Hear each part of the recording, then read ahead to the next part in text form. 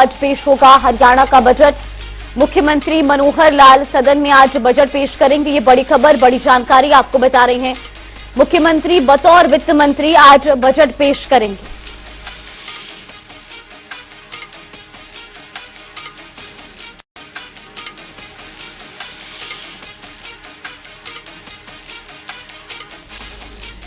तो आज पेश होगा हरियाणा का बजट। ये बड़ी खबर, बड़ी जानकारी बजट सत्र से जुड़ी। मुख्यमंत्री मनोहर लाल आज सदन में बतौर वित्त मंत्री बजट पेश करेंगे। आपको बता दें कि मनोहर सरकार के कार्यकाल, दूसरे कार्यकाल का ये आखिरी बजट है और ऐसे में सुबह 11 बजे सदन में आज बजट पेश होगा। ये बड़ी खबर, बड़ी जानकारी, जनहित वाला और कल्याणकारी होगा बजट। ये बड़ी खबर, आज पेश होगा हरियाणा का बजट, इस वक्त की ये बड़ी खबर। तो आपको बता दें कि इस बार के बजट से कई उम्मीदें और खास तौर पर आज जब मुख्यमंत्री मनोहर लाल सदन में बतौर वित्त मंत्री बजट पेश करेंगे, ऐसे में इस बार के बजट से उम्मीदें, आपको बता दें कि इस बार का बजट जनहितैषी और कल्याणकारी होगा। साथ ही साथ ये भी जानकारी दे दें कि दूसरे कार्यकाल का ये आखिरी बजट है। इसके बाद प्रदेश में चुनाव होने हैं। जनहित और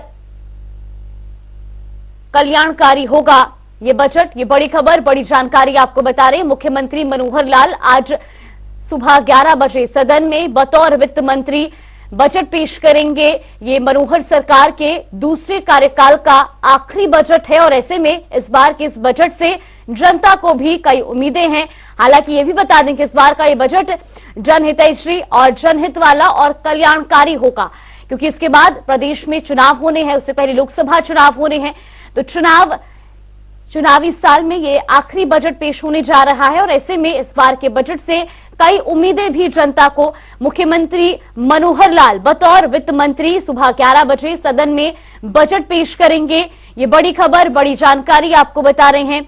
दूसरे कार्यकाल का ये आखिरी बजट होगा। मुख्यमंत्री मनोहर लाल आज बतौर वित्त मंत्री सदन में बजट पेश करेंगे। ये बड़ी खबर, बड़ी जानकारी। इसके बाद प्रदेश में विधानसभा चुनाव भी होने हैं और ऐसे में ये दूसरे कार्यकाल का अंतिम बजट बेहद महत्वपूर्ण आज का दिन प्रदेश के लिए और प्रदेश की जनता की भी निगाहें आज के इस बजट पर टिकी हुई है। आपको बता दें कि सुबह 11 बजे सदन में ये बजट पेश होगा, जहां मुख्यमंत्री मनोहर लाल बतौर वित्त मंत्री बजट पेश करेंगे। जनहित वाला और कल्याणकारी होगा बजट। ये बड़ी खबर, बड़ी जानकारी। सुबह 11 बजे विधानसभा में बजट पेश किया जाएगा।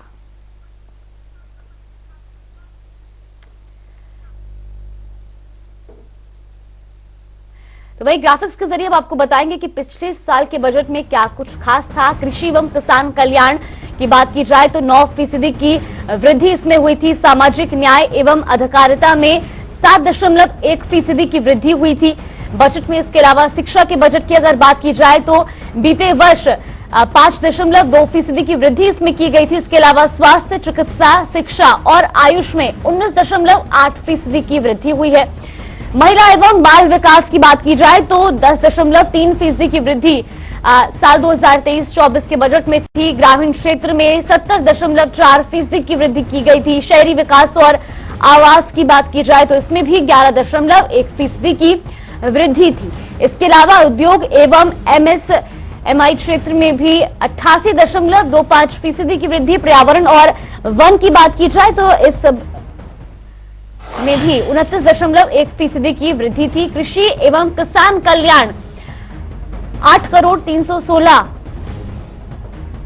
इसके अलावा सामाजिक न्याय एवं अधिकारिता की बात की जाए तो 10,524 करोड़ का ये बजट पेश किया गया था। शिक्षा के क्षेत्र के लिए 20,638 करोड़ का बजट था। इसके अलावा स्वास्थ्य, चिकित्सा, शिक्षा और आयुष 9,647 करोड़ का बजट उसके लिए पेश किया गया था। महिला एवं बाल विकास के लिए 2,043 करोड़ का बजट था। इसके अलावा ग्रामीण क्षेत्र की अगर बात की जाए तो 7,202 करोड़ का बजट था। शहरी विकास और आवास के लिए 5,893 करोड़ का बजट साल 2023-24 में था। उद्योग एवं MSME क्षेत्र में 1,442 करोड़ का बजट पेश किया गया था।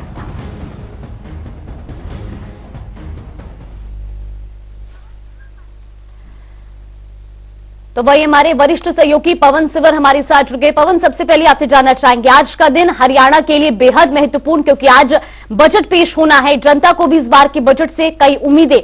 ऐसे में अगर बात की जाए बजट की, तो इस बार हरियाणा के इस बजट में क्या कुछ खास रह सकता है?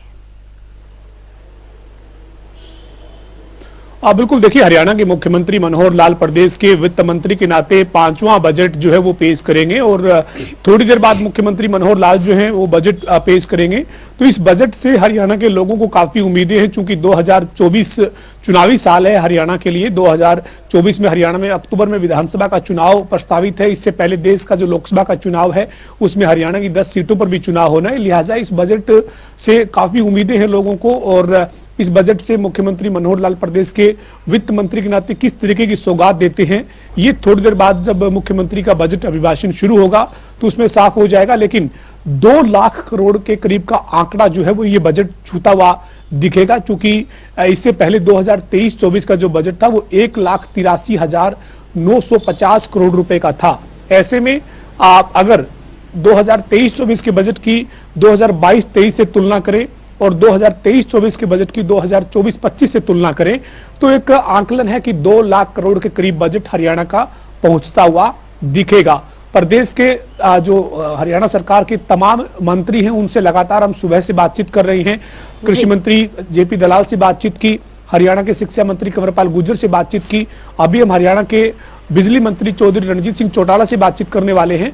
तो तमाम जो मंत्रियों से बातचीत हो रही है, सभी को उम्मीद है कि उनके विभाग का बजट जो है वो बढ़कर मिलने वाला है। बढ़ोतरी जो है वो लगातार देखने को पिछले 5 साल में मिली है हर विभाग के बजट में। तो इस बजट में भी बढ़ोतरी की उम्मीद जो है वो मंत्री अपने विभाग के लिए कर रहे हैं। प्रदेश की जनता जो है वो भी उम्मीद कर रही है कि इस बजट से उन्हें बड़ी सौगात जो है वो मिलेगी, चूंकि चुनावी साल होने के नाते जो है वो लोगों की उम्मीदें और ज्यादा बढ़ी है। लेकिन मुख्यमंत्री मनोहर लाल अपने जो बजट के पिटारे से क्या आज लेकर जो है वो विधानसभा के सदन में पहुंचते हैं, उसके बाद जब वो अपना बजट अभिभाषण शुरू करेंगे तो किस तरीके से क्या क्या और किस रूप में सौगात जो है वो प्रदेश की जनता को मिलती है, ये देखने वाली बात होगी। जी बिल्कुल पवन, और जिस तरीके से आपने जिक्र किया कि जनता को भी काफी उम्मीदें इस बार के बजट से है। हालांकि ये चुनावी साल है, प्रदेश में भी चुनाव होने हैं, देश में लोकसभा के चुनाव है, ऐसे में बड़ी घोषणाएं कम ही ऐसे बजट में देखने को मिलती है। लेकिन बावजूद उसके जनता को एक उम्मीद जरूर है, क्योंकि मुख्यमंत्री मनोहर लाल बतौर वित्त मंत्री खुद आज बजट पेश करेंगे।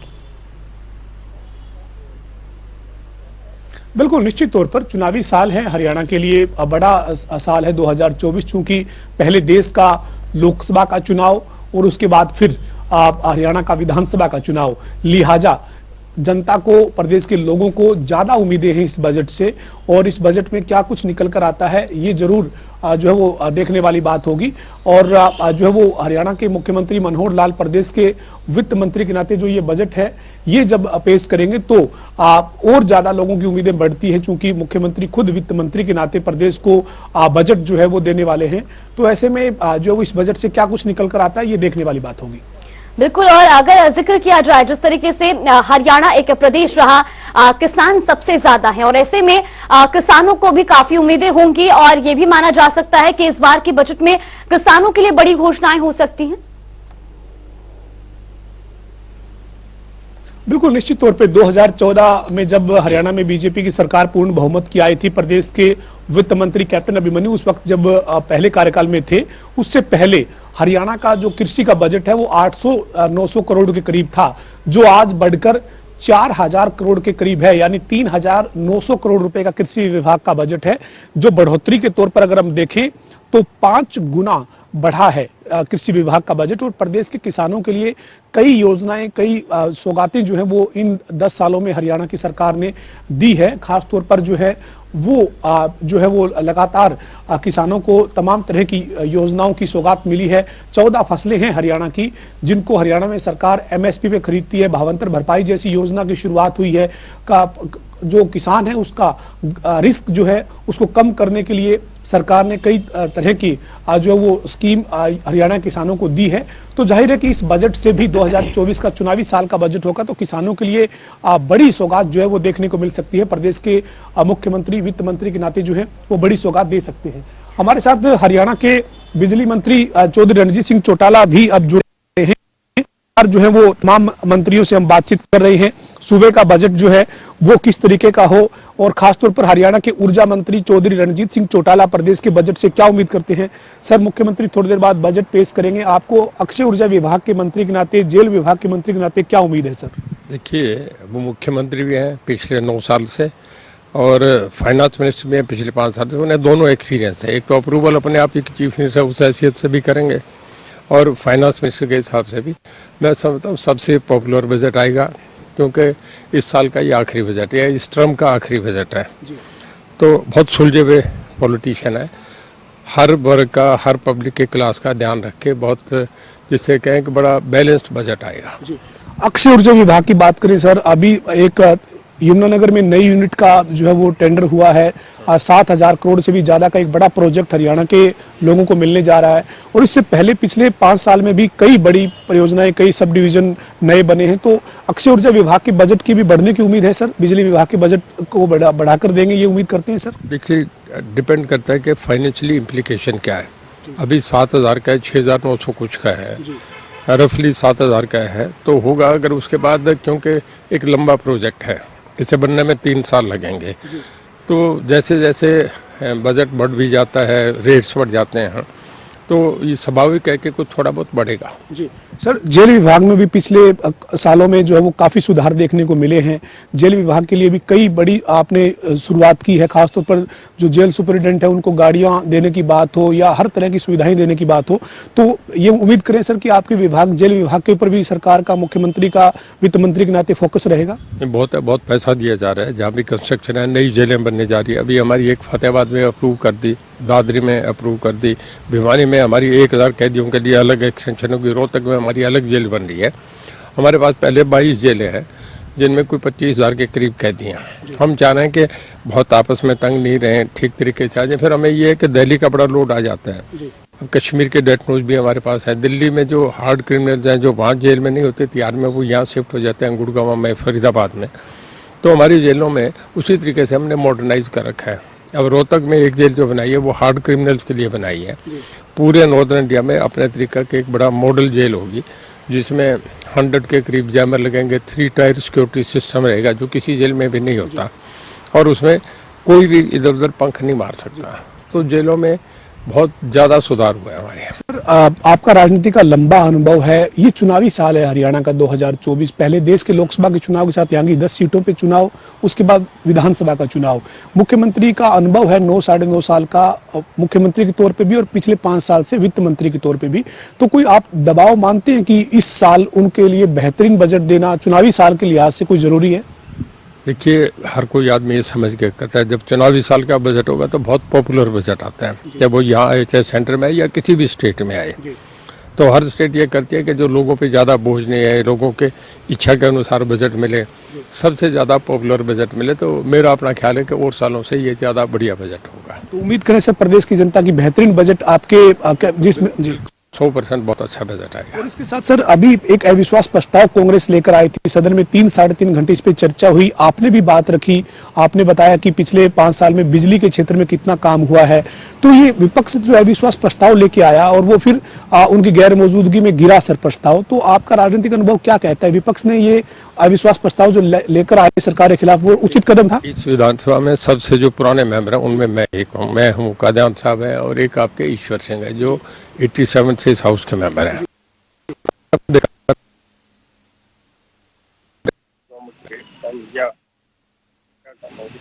या जब कोई इस तरीके की हालात स्टेट में इस घटनाएं होती हैं तो बहुत बड़ी घटना दिखता है, या कोई सरकार में बहुत बड़े या कोई सरकार में बहुत बड़े करप्शन के चार्जेस आ जाएं, तो अविश्वास प्रस्ताव है। अब के अपोजिशन में नहीं समझता क्या सोच के करा, कौन इनका एडवाइजर था। कुछ अविश्वास प्रस्ताव में दम नहीं था। जब बत्रा साहब ने पेश करा तब भी उसमें कुछ तथ्य आंकड़े नहीं थे, और उसके बाद जो उनकी तरफ से बोले उनमें भी कोई ज़्यादा दम नहीं था। और जब सीएम साहब ने बहुत निरुत्तर कर दिए उन्हें हाउस में, फिर उन्हें कोई जवाब नहीं आया, तब वो लास्ट में सब करके वॉकआउट करके चले गए। मैं समझता हूँ कि इसमें अपोजिशन ने अविश्वास प्रस्ताव करके सरकार का नुकसान नहीं करा, अपना बहुत कुछ खो लिया। मैंने इससे ज़्यादा मायूस कभी अपोजिशन को नहीं देखा जो इस अविश्वास प्रस्ताव के पास हुई थी। जी, बहुत बहुत शुक्रिया सर। हमारे साथ हरियाणा के बिजली मंत्री चौधरी रणजीत सिंह चौटाला थे, जिन्होंने कहा कि बजट जो है वो चुनावी साल का बजट है, तो जी। काफी अच्छा बजट होगा, ये प्रदेश की जनता को उम्मीद है और बेहतरीन बजट जो है वो रहेगा। इसके साथ ही अविश्वास प्रस्ताव पर रणजीत चौटाला का ये कहना था कि ये जो अविश्वास प्रस्ताव है, ये लाकर विपक्ष जो वो मजबूत नहीं बल्कि मायूस हुआ है, चूंकि सरकार के पास बहुमत था और विपक्ष के पास कोई आंकड़ा सरकार के खिलाफ नहीं था। जी बिल्कुल, आपसे कुछ ही देर में मुख्यमंत्री मनोहर लाल भी बतौर वित्त मंत्री बजट पेश करेंगे। उसके बाद ये भी स्पष्ट हो जाएगा कि इस बार के बजट में आखिर प्रदेश की जनता के लिए क्या कुछ खास है। फिलहाल आपका बहुत बहुत धन्यवाद हमारे साथ जुड़ने के लिए और तमाम जानकारी हम तक पहुंचाने के लिए।